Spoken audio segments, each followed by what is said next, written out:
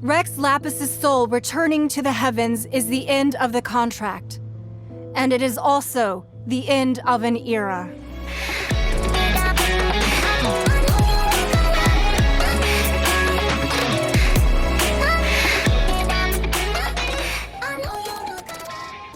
Today's the day of the Rite of Parting.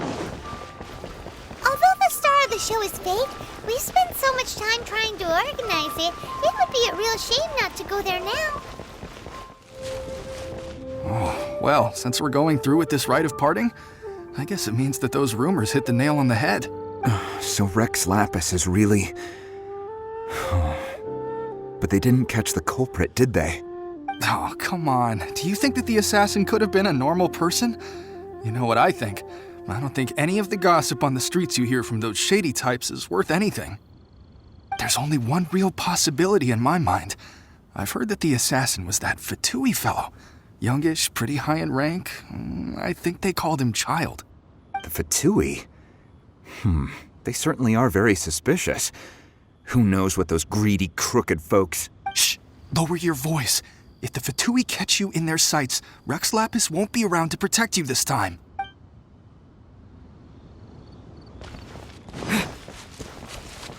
You know that god from the ocean couldn't have just shown up out of nowhere.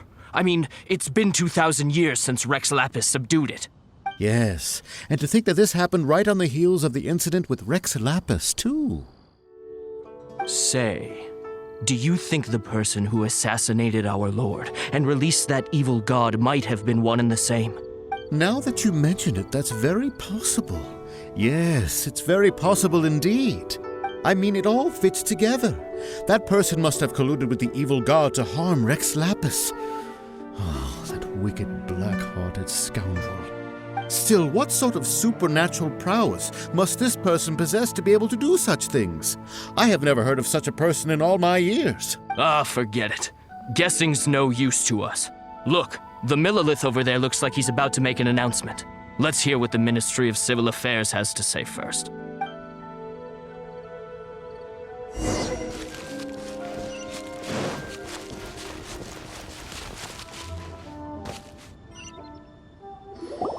Hear ye all! The Qixing's words. Though a dragon soars ageless as the mountains, it too must return to dust. This is common knowledge. Gods and Adepti live glorious lives, but both light and shadow have their season. So too must they face divinely appointed trials. Rumors and hearsay abound on the streets that Rex Lapis was murdered. Now, let the truth be revealed. Having been thwarted in his trial, Rex Lapis's soul has recouped the celestial heights. He beseeches the people of Liyue to grieve not and to let not their hearts be saddened, nor are they to believe street-born rumors or indulge in baseless speculation.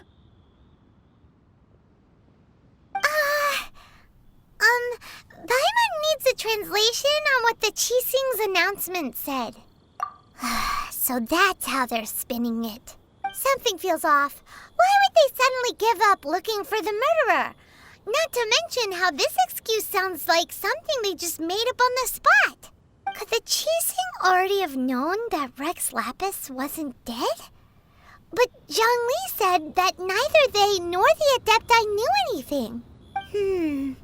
Did Zhongli tell them in secret after his gnosis changed hands? Exactly, right? Ooh, seems like the rite of parting has been going on for a while now. Let's go have a look.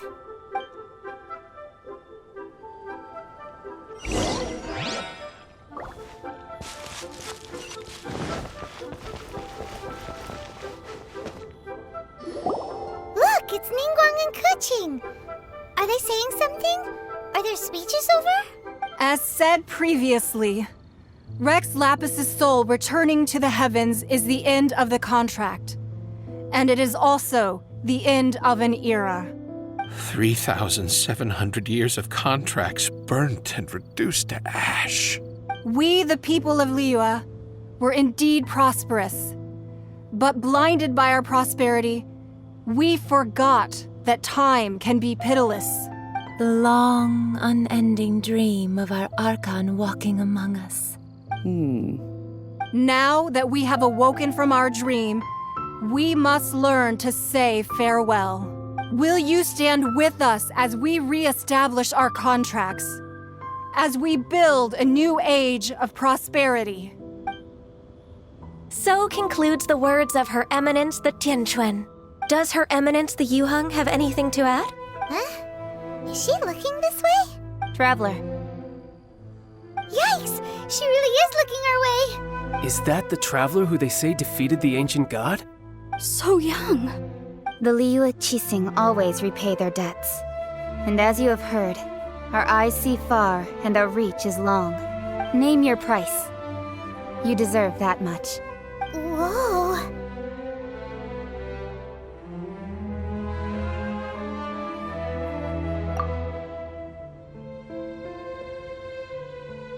Well, could you help me put up some missing person posters?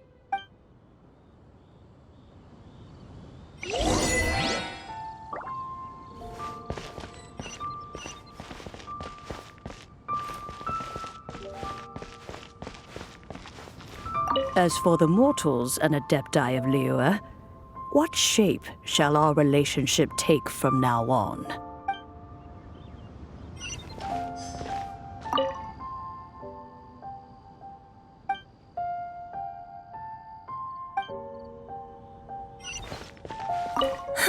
And to think I'd put my best perfume on before coming here, thinking you'd like it. But it seems as if those perfumes really were meant to be offered to Rex Lapis. Well, that's fine. Suffer no rivals in love, they say. And that's 3 gone in 1 stroke.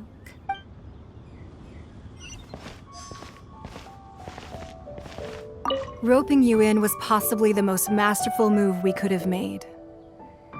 I believe that future generations will say so too when our deeds come up for their review.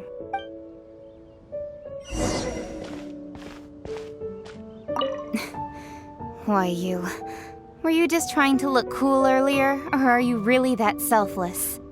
If you were looking for someone, you could have just told me that in private. The cleanup of the premises, managing the crowds as they exit, making an account of the rite. There's much that remains to be done. I didn't miss anything, did I? Rex Lapis. Rex Lapis. Now that I think about it, if everyone's of the same mind as me, perhaps mementos for Rex Lapis might be the best short-term business opportunity.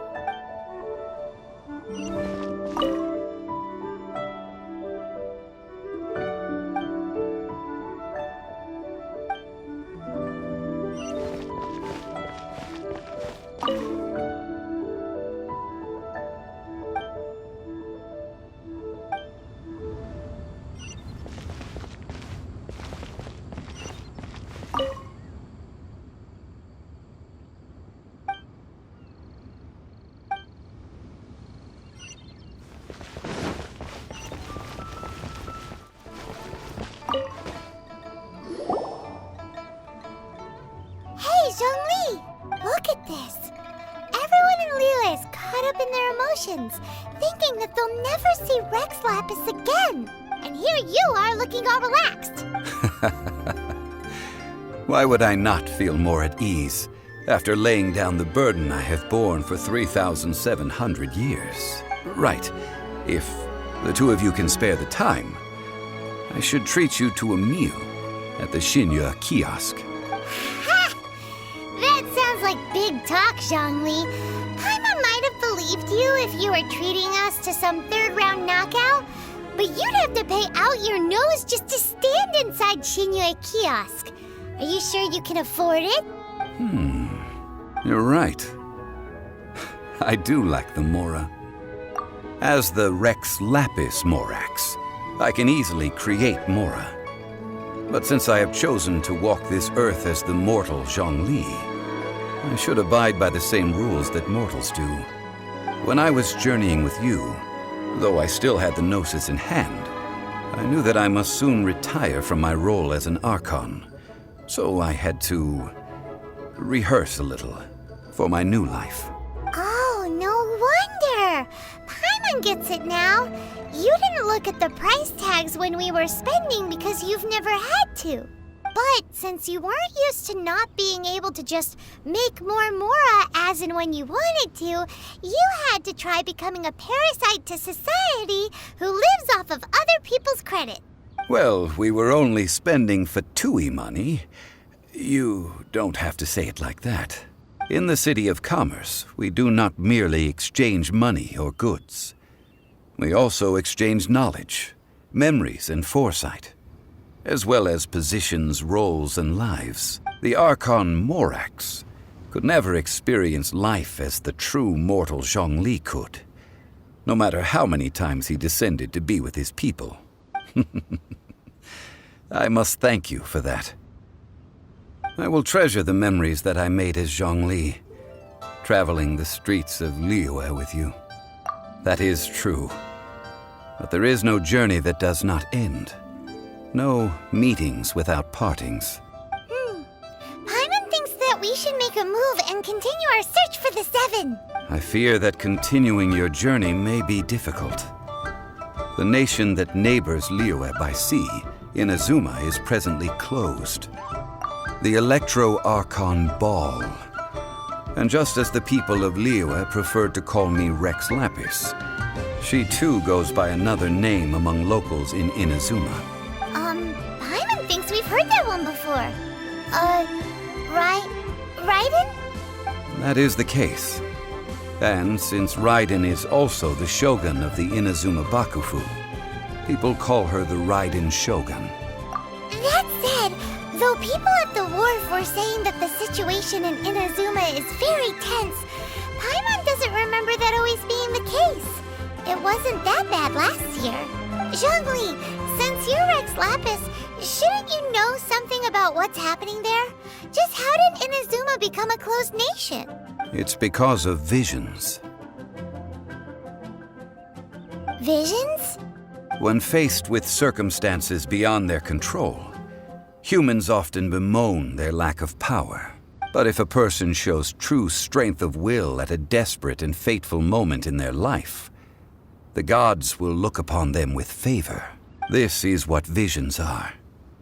Magical foci bestowed upon those who have been acknowledged by the gods. Uh-huh. That's how people in Teyvat see it. But starting from last year, the Raiden Shogun began promulgating the Vision Hunt Decree. Vision Hunt Decree? Yes.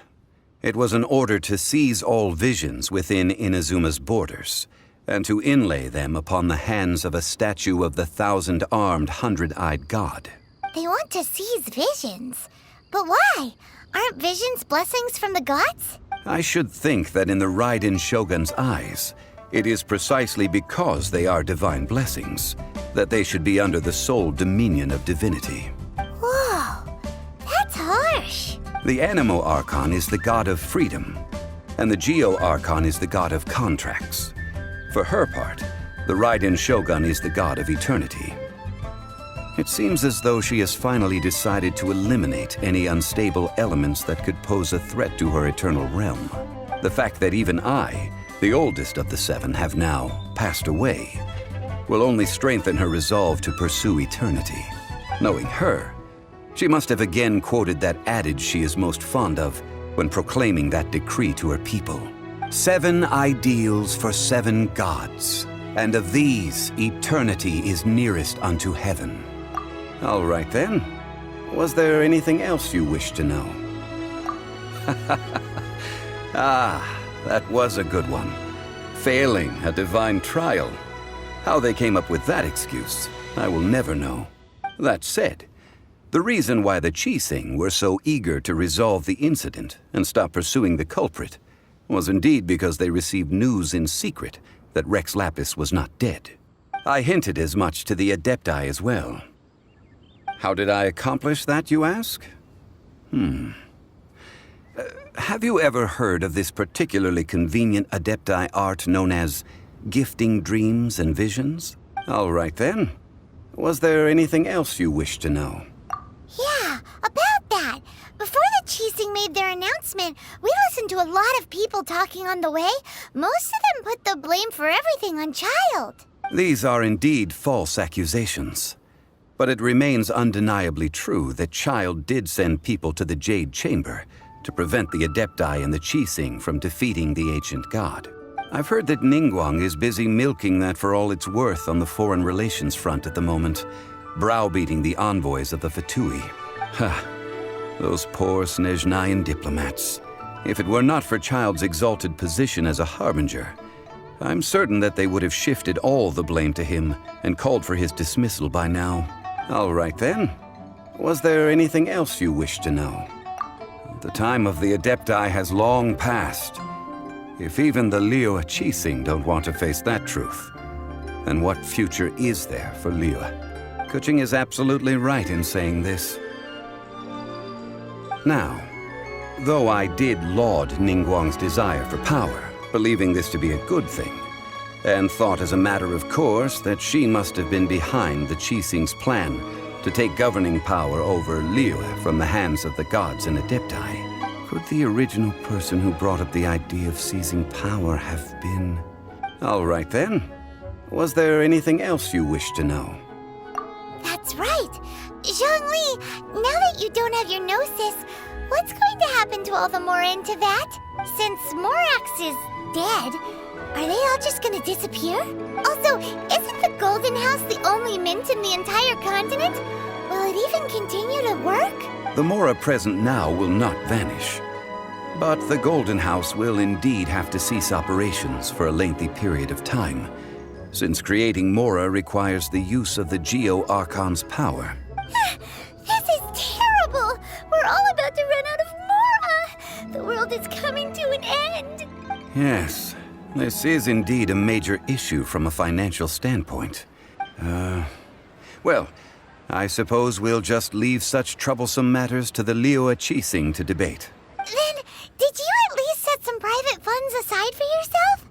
Oh, a private fund. This does seem like a good, logical, common-sense idea. It's a shame. What's a shame? It's a shame that I didn't think of it at the time. All right then.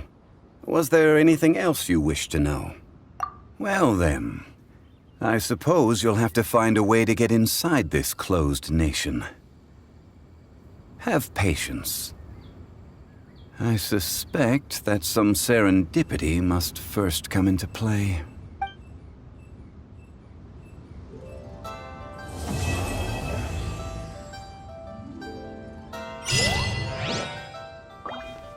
All right then. Was there... Well then, I suppose you'll have to find a way to get inside this closed nation.